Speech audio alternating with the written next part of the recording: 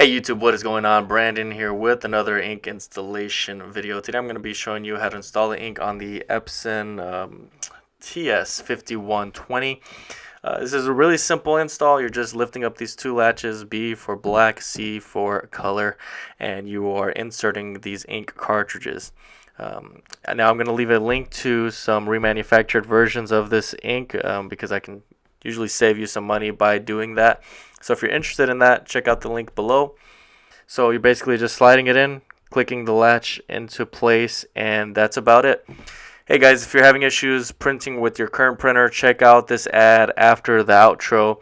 I'm going to give you a really inexpensive solution on how to clean your print head. Basically, if you're not being able to print certain colors, stay tuned for the ad and you'll hear more about it. Thank you guys for watching.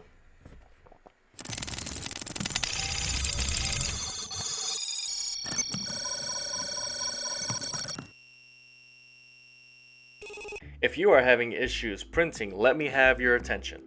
There's a way for you to save money by fixing your printer yourself.